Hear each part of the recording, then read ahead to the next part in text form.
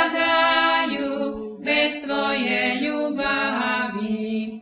Teško svakoj duši koja te ne slavi. Zato sada si u glas, pevamo ti spasi nas. Trojice svečirna, ljubavi obilna. Teško narod greši i u propast vodi. O Trojice sveta, ti nas oslobodi. Zato sada svi u glas, pevamo ti spasi nas. Trojice svečirna, ljubavi obilna. Preno što sve nebesa nad nama zapale, pomiluj i spasi nas bedne i male.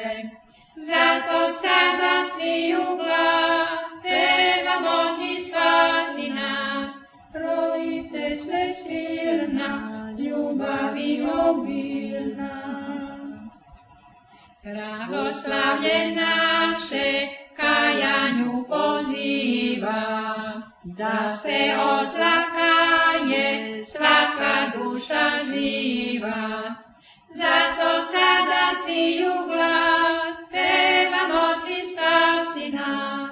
Trojice svečirna, ljubavi obilna.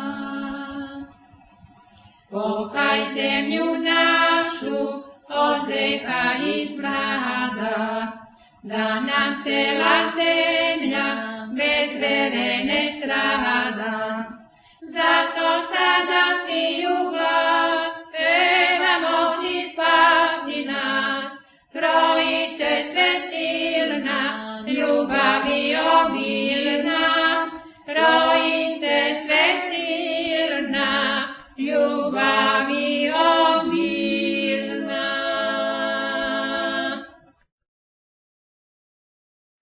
Evo praznika, braćo, koji nam kazuje šta je to čovjek. Šta je to duh čovječi? Šta je to um čovječi? Šta je to srce čovječi? Šta je to misao čovjekova? Da naš veliki praznik kaže nam tu tajnu. Nama je Gospod stvarajući nas kao ljude dao duha, dao dušu. Radi čega? Kaže da naš praznik radi toga da mi duh svoj duhom svetim usavršimo, duhom svetim razvijamo, duhom svetim hodimo kroz ovaj svijet i kroz svu večnost. Nije čovjek šala, braćo. Bog se nije šalio kada je stvorio čovjeka. Čovjek je vrlo ozbiljna tajna i velika i najveća tajna Božja u ovome svijetu. Na spasovdan, šta smo mi proslavljali? Proslavili smo Gospoda Hrista koji se sa telom vaskrsti i uznosi na nebo. Šta je time kazao Gospod? Gospod je kazao to, da će telo naše i moje i tvoje i svačije vaskrstiti iz mrtvih i uzeti se na svih nebesa. Gospod je postao čovjek da pokaže put čovjek kroz ovaj svijet. I ono se desilo sa njegovim telom, desi se sa svačijim telom, sa telom svakoga čovjeka. Mi idemo, galopiramo ka grobu. I to je završetak našeg života. Da li je crvinjak završetak čovjekova bića? Ako je to tako, onda se Bog posmeo čovjeka da ne stvorio kao čovjeka. Naprotiv, Bog je stvorio telo čovjeku, da telo pobedi grijeh, da telo pobedi smrt, da telo pobedi đavola i da vaskrstne iz mrtvih i uznese na svih nebesa. To je put čovjekova tela. I taj put proputio je Gospod Hristos. Niko drugi osim njega. I pokazao kojim će putem ići moje telo i tvoje telo i svačije ljudsko telo.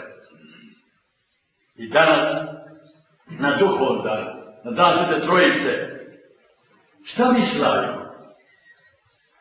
Mi slavimo najveće čudo ovoga sveta, braćo. Slavimo rođendan crkve Božije. Šta je to rođendan crkve Božije? Silazak Duha Svetoga na svete apostole, na crkvu Hristovu i vođstvo crkve od strane Duha Svetoga kroz ovaj svet i kroz sve svetove.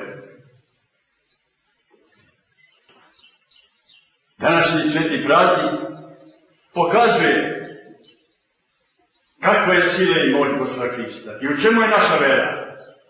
Naša vera je u sili i u Duhu Svetome, kako veli sveti apostol. U sili i u Duhu Svetome.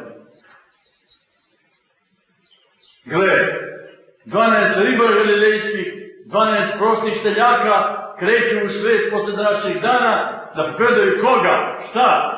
Najveće čudo, najmilije čudo, da povedaju Gospoda Hrista, vaskrslog iz mrtvih i da njegovom silom Duha Svetoga čine čudesa koja ljudi uopšte ne mogu nikada činiti bez božanske sile Božije.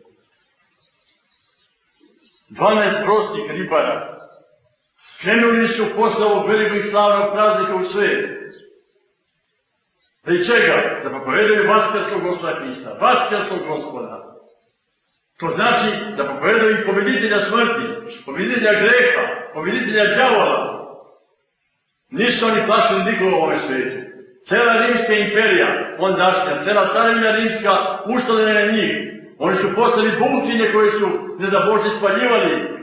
No 313 godina stalno je gonjeno Hristovo ime i Hristovi sledbenici. I ko je pobedio? Da li oružje rimske imperije? Ne. Pobedio je 12 prostih ribara galilejskih. Čime? Silom Hristovom. Odciljivali su bolesti, otkasavali mrtve, činili bezbrojne čudesa, izgonili đavole. Svet je bio zaprepašten i zapanjen. Gonili su ih, primoravali da se odreknu toga, ne. Niko se od njih nije odrekao Gospoda Hrista, svi su stradošli išli na smrt. Išli su u pogibiju za predstavnog Gospoda Isusa. Tako je bilo u prvo vreme hrišćanstva.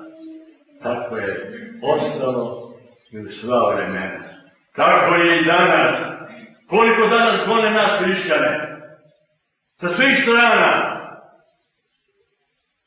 Uzimaju se deci duhovne, nebeske radosti.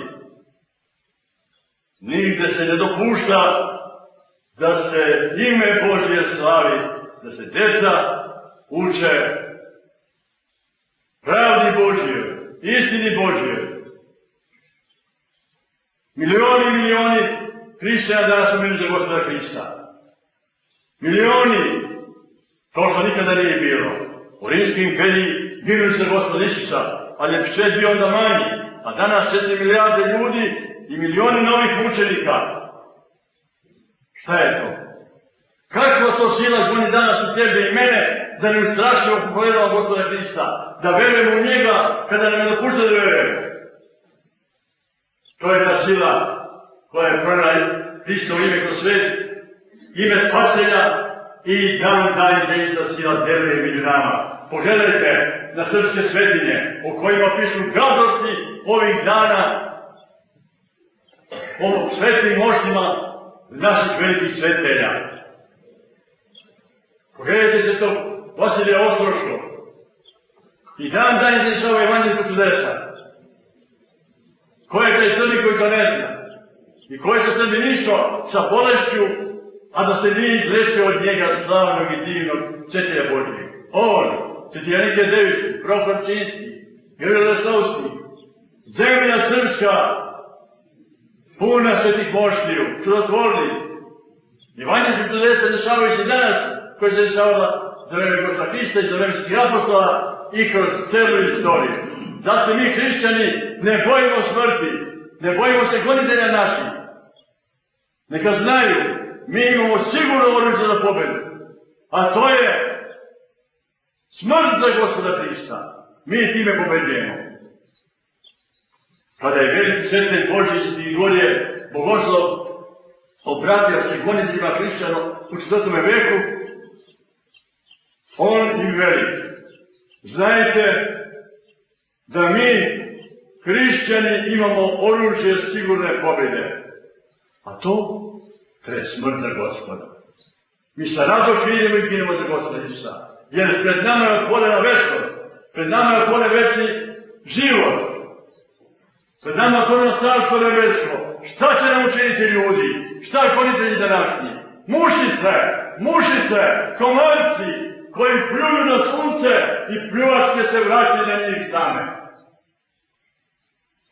Da, mi smo pozvani kao hrišćani da sebe usavršavamo Duhom Svetim, Duhom koji je u crkvi Hristovoj, Duhom koji je apostole načinom mučenicima i sve bezbrojne mučenike i bezbroj milioni spojednika Gospoda Hrista i danas i jučer i glavi. Šta treba da radimo sa svojim duhom, sa svojom dušom? Ono što su radili sveti apostoli, sa dušama svih vera. Ispunimo sebe verom u Gospoda Hrista, verom nepokolebljivom. Ispunimo sebe ljubavlju prema Gospodu Hristu i prema braći svojim. Da ispunimo sebe molitvom, postom, svima evanjskim vrlinama i tako mi stičemo Duha Svetog, tako mi uzrastamo duh svoj, dušu svoju, onebesujemo je, činimo je besplatno i večno, unosimo Duha Svetog u nju, jer taj je cilj naših života. Cilj naših života da steknemo što više Duha Svetoga, da bismo mogli pobjeđivati svaki greh, svako zlo, svakog đavola u ovom svijetu. Pa to se stiče, braćo moja, niko duša nego pomoću molitve, pomoću posta, milostinje, milosrđa i svih ostalih evanđelskih vrlina. Cilj je naših života steći Duha Svetoga. A kad njega steknemo, šta će nam učiniti ljudi? Naša je radost u tome što smo jači od smrti. Ne samo od smrti, nego jači od svakog đavola i od svakoga greha. Zato vi čujete u liturgiji: gore imajmo srca, ne plašimo se naših gonitelja, ne plašimo se onih koji će dušu da nam otmu. Nego sa verom u Gospoda Hrista mi ćemo pobjeđivati sve neprijatelje vere naše, smrću našom, ako treba. Nek ih blagi Gospod na današnji dan svima nama dao sile i moći da se duhovno rodimo, kao što je danas rođena crkva Hristova, kao što je danas njen rođendan, a danas je rođendan i svakog nas hrišćanina, svih hrišćana uopšte. Rođendan u Gospodu Hristu, rođendan u večnosti našoj, rođendan za sve što je nebesko i nadnebesko. Danas je, kako se veli u divnim svetinim pesmama, završni praznik. Završio se spasenje. Kazao je Bog i Gospod Hristos čoveku da i čega je čovjek u ovom svijetu. Dao mu je sva sredstva za spasenje, dao mu je sva sredstva za oboženje, dao mu je sva sredstva za život večni. Zato ne prestamo, braćo, smelo i hrabro, junački i stojati Gospoda Hrista, tog jedinog pobjeditelja greha i smrti đavola, i njemu se klanjati i živjeti njime i ovom i onom svijetu